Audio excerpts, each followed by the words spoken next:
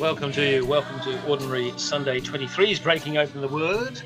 And for those who worry about gender balances, we've regressed any time we've ever had too many blokes on. Lovely to have you with me, Anne from downstairs, Gillian from over that side of the harbour, and Jan from over that side of the harbour. It seems to me that we've got some advice here that could break up the family unit, so that's going to offend some people. We've got some advice here about architecture, some military advice, and some culinary advice. Gillian, please give us some background. Well, this passage, of course, comes in the midst of Luke's travel narrative, which started way back in chapter 9 and is going to go all the way to chapter 19. This is Jesus setting his face to Jerusalem, and the crowds are traveling with him. And this section in Luke's gospel is like about a third or more, just a bit over a third of Luke's gospel. So it's a pretty important motif, if you like, this idea of travel and journey and the whole theme of what it means to be a disciple. But it did make me think about how important that concept of travel and journey is. And I just wanted to show you some books like the Aeneid or the Odyssey or the Incredible Journey, that you might remember that one, or even Lord of the Rings, books like that, this theme of journey is such a fundamental one in terms of human story. And I love the fact that it's a big part of Luke. Look, as the resident bloke here, I just want to add 20,000 Leagues Under the Sea, which every boy of my generation.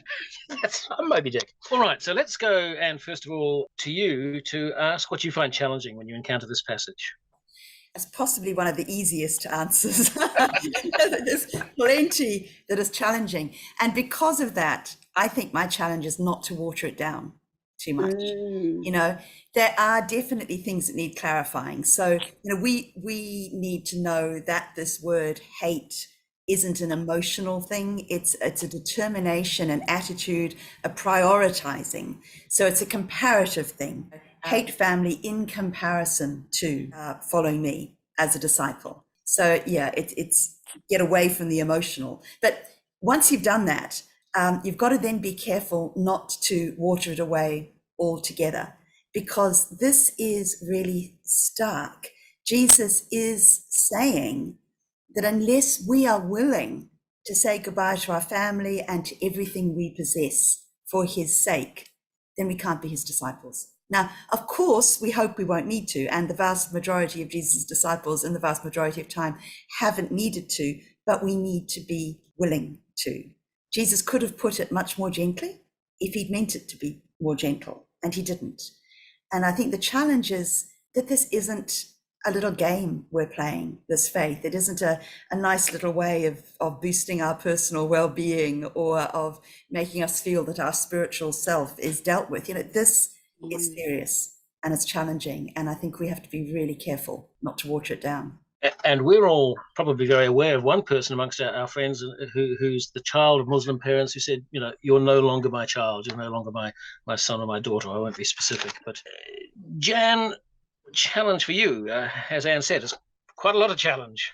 I was having a look at a number of different translations, and the most helpful piece that I saw was in Eugene Peterson's, the final verse in his piece of this lection.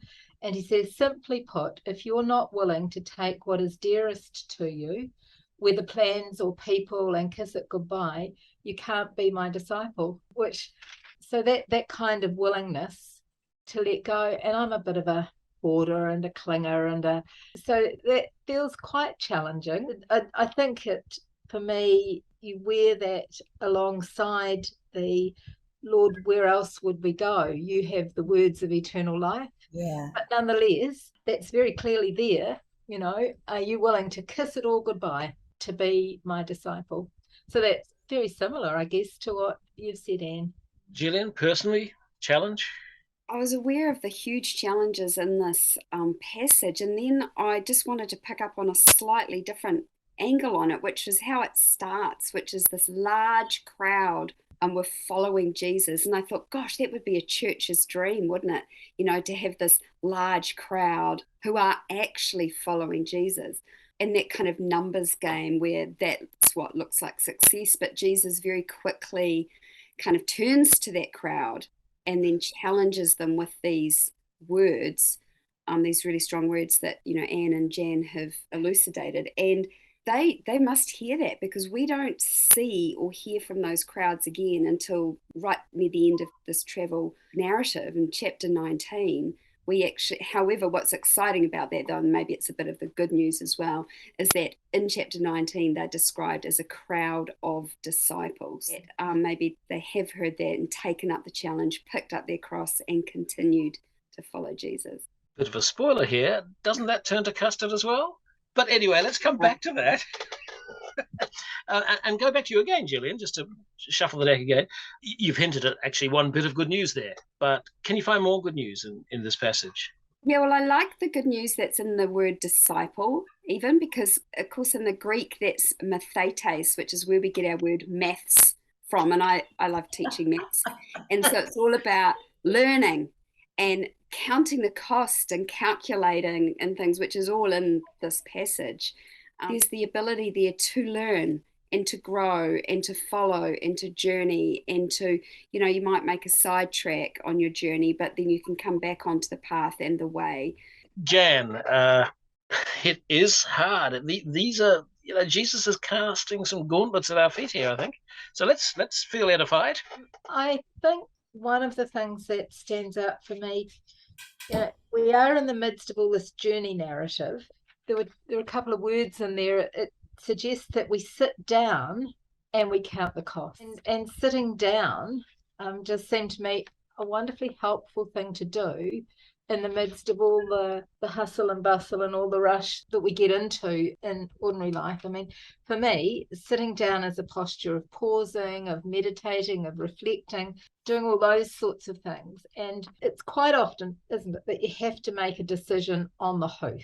When the kids are about to do something really stupid, like, I don't know, we've just had an after-school program. So, when they're about to put their hand in the margie, you have to grab it and you have to stop them. I'm very conservative, but I would. But there are other times when you don't have to keep making decisions on the trot all the time, when you can actually pause and you can stop and you can reflect together. And I think that in the midst of what Jesus is telling us about counting the cost, there's also the reminder to take the time and to do that reflecting, that meditating, all of the things that allow us to remember that it's not dependent on us, that it's the Spirit that's leading this journey, and that we're part of the Missio Dei, but we're not in charge. That deep pause in the presence of God. So, Anne, in the midst of all of this, can you speak of good news as well? I think good news is central to this, because if Jesus is asking this of us, then the thing that we're aiming for must be mind-blowingly big to make it worthwhile. If it was just a small thing, if Jesus just wanted to gather people around him in order to feel that he was supported, well, then he'd bribe them, or he'd lure them on, or, make it nice and easy, smooth the path, make sure the doorway's wide. Whereas everything Jesus is talking about is narrow doors and sacrifices and giving up, which means that the goal must be amazing. I had to kind of step into this at the last moment, as you know, and so I grabbed N.T. Wright's little commentary, and he puts it beautifully. He says that if a politician is trying to get votes, he's not going to say that voting for him would mean losing your family and all your money and half your possessions, okay? But what if the person speaking was the leader of an expedition that was leading a group of people over a dangerous mountain pass in order to reach a village which was in crisis and needing of medical care and food? Now, anyone who was on that expedition would have to know that their lives were at risk, but would have to believe deep down that the cause at the end would be worth it. So what I'm looking at in this reading is that thing at the end, the thing that we're heading for, has to be so amazingly big and important. And to me, that's amazingly good news.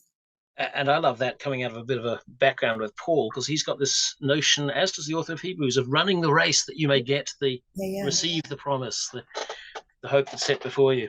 So I'm hearing good news amidst the challenge, but it can be very ethereal. So, Jan, I want you to bring me down to earth here. And we've got our hands in the margarine, but what other ways does this come down to a crunch time? I think it is that there's reward along the way. All of those things that were kind of in the background, all of those things that people had seen of Jesus before he started to say, well, remember, this is great. You've seen a little bit of what the kingdom is going to be like. You've heard me teach, you've heard me heal, you've witnessed me set people free. All of those things are still part of this story as we journey. And so I want to hold on to those, to the good news of what Jesus is inaugurating and the glimpse that we're catching of the kingdom. And alongside that sit the cost. But I think going back again to that piece, Lord, you have the words of eternal life. Where else would we go? And I can't say for me that there's anywhere better to be but on this journey. So drawing on John this time, there's this light, this image of light, and Jesus drops some big hints along the way as encouragement of his public ministry. Anne, applying it in the world around us. When I was a curate, as you know, my supervising vicar used to talk about Anglicans believing in salvation by good taste. And I look at a reading like this and think, no, that wouldn't come under that heading. So I think a so what is to look at our own faith and look at the faith of our church and the way we live out that faith, and just check if we are prioritizing good taste or we are prioritizing the sort of challenging, difficult, and yet phenomenally exciting and rewarding discipleship that Jesus is talking about. And when I thought that, I remembered a favorite quote by Dorothy Sayers. I'm going to read that one. The people who hanged Christ, never to do them justice, accused him of being a bore. On the contrary, they thought him too dynamic to be safe. It's been left for later generations to muffle up that shattering personality and surround him with an atmosphere of tedium. We've efficiently paired the cause of the Lion of Judah, certified him meek and mild, and recommended him as a fitting household pet for pale curates and pious old ladies. So writing in the 1930s, ouch. Right. No, yeah. But yeah, I think that's a so what. Let's not do that. He's not a tame lion, is he? No, that's right, not a tame lion, exactly. And in these times of trouble for us all, but particularly for the Western Church, might be a work of the Spirit taking that attitude away. Gillian, wrap up for us with a little bit of so what and application.